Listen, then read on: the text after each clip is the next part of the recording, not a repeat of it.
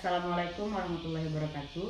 Perkenalkan, nama saya Putri Muharani, BP 19-1055-2002, jurusan Manajemen Fakultas Ekonomi Universitas Andalas. Baiklah, pada kesempatan kali ini saya akan menjelaskan tentang uang dan penawaran uang. Baiklah, sekarang saya akan menjelaskan definisi uang secara umum, yaitu uang adalah segala sesuatu yang dapat digunakan sebagai alat tukar. Alat tukar dalam ekonomi memiliki makna segala sesuatu yang diterima oleh masyarakat secara luas sebagai alat pembayaran dalam proses pertukaran barang dan jasa. Pada ilmu ekonomi tradisional, uang yaitu segala macam benda yang dapat dimanfaatkan menjadi alat tukar dengan syarat benda tersebut diterima oleh masyarakat umum di suatu wilayah. Sementara uang dalam pandangan ilmu ekonomi modern yaitu lebih memiliki makna yang luas. Uang merupakan segala sesuatu berwujud benda yang diterima secara umum sebagai alat pembayaran transaksi jual beli atas barang dan jasa serta kekayaan atau aset berharga. Jadi kesimpulan dari 3 definisi di atas yaitu uang merupakan suatu benda yang diterima secara umum oleh masyarakat di suatu wilayah guna mengukur nilai, menukar dan membayar setiap transaksi pembelian barang dan jasa serta menimbun kekayaan. Selanjutnya yaitu sejarah uang. Uang memiliki sejarah yang sangat panjang. Pada zaman dahulu, orang belum mengenal uang. Untuk memenuhi segala kebutuhannya, masyarakat berburu dan mencari buah-buahan dengan memanfaatkan alam sekitar. Kebutuhan sandang dipenuhi dengan membuat sendiri pakaian sederhana dari kulit binatang.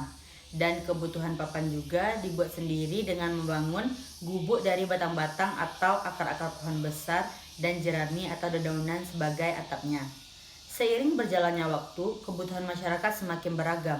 Bercocok tanam saja tidak dapat memenuhi kebutuhannya. Jadi, mereka mencari orang yang mau menukarkan barang yang ia miliki dengan barang yang ia butuhkan yang disebut dengan sistem barter. Selanjutnya, muncullah uang logam seperti emas dan perak. Selain bernilai tinggi, kedua benda tersebut mudah dipecah tanpa mengurangi nilainya. Setiap orang berhak untuk membuat logam dengan melebur, menempa, atau menggunakan untuk diri sendiri. Seiring dengan perkembangnya perekonomian, uang logam dinilai sulit untuk membayar sesuatu yang bernilai besar.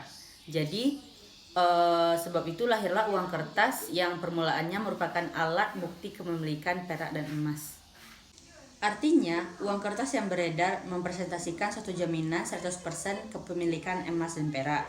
Kini di era ekonomi modern, emas dan perak tak lagi digunakan sebagai alat tukar atau pembayaran, tetapi masyarakat telah beralih kepada uang kertas.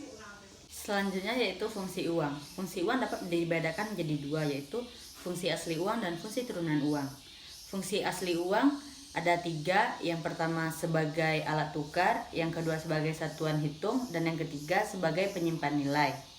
Dan fungsi turunan uang ada 4, yang pertama sebagai alat pembayar yang sah, yang kedua sebagai alat pembayaran, yang ketiga sebagai alat pemindah aset, dan keempat sebagai alat penorong perekonomian. Selanjutnya yaitu jenis-jenis uang. Jenis uang dibedakan menjadi 2, yaitu berdasarkan peredarannya dan bahan pembuatannya. Yang pertama berdasarkan peredarannya, yaitu terbagi 2. Yang pertama uang kartal, yaitu sebagai uang yang beredar resmi di masyarakat dan digunakan sebagai alat tukar. Yang kedua uang giral, juga beredar di masyarakat, cuman tidak wajib dipergunakan atau tidak semua orang yang memilikinya karena uang giral ini berupa cek di bank atau giro. Yang kedua yaitu berdasarkan bahan pembuatannya. Yang pertama uang logam. Sesuai dengan namanya, jenis uang ini terbuat dari logam yang biasanya berupa emas atau perak. Pada jenis uang logam ini terdapat 3 macam nilai. Yang pertama nilai intrinsik adalah nilai dari bahan yang digunakan untuk membuat mata uang. Yang kedua nilai nominal, yaitu nilai yang tertera pada mata uang tersebut. Dan yang ketiga nilai tukar. Nilai yang dapat ditukarkan dengan suatu barang. Contohnya 5.000 dapat ditukarkan dengan sebungkus bubur kacang hijau. Dari ketiga nilai uang logam tersebut, nilai yang digunakan adalah nilai nominal. Selanjutnya yaitu uang kertas. Jenis uang ini terbuat dari bahan baku khusus yang tidak mudah robek dan rusak.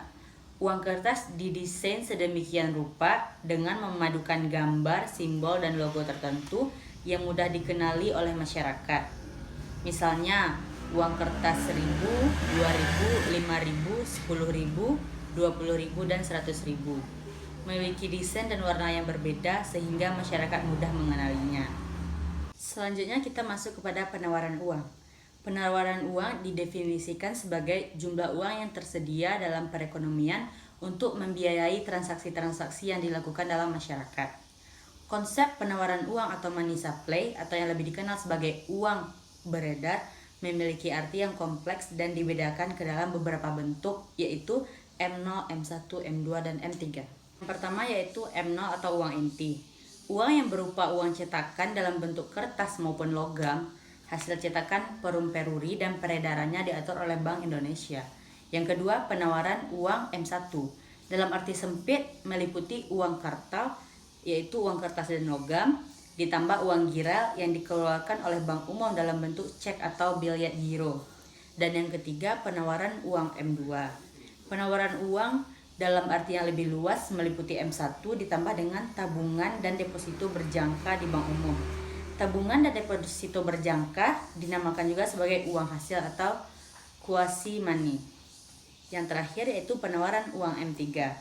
Penawaran uang dalam arti yang lebih luas M3 yaitu meliputi M2 dan ditambah lagi dengan deposito dan tabungan berjangka pada lembaga keuangan lainnya. Baiklah, sekian video dari saya, semoga bermanfaat bagi teman-teman yang menonton. Assalamualaikum warahmatullahi wabarakatuh.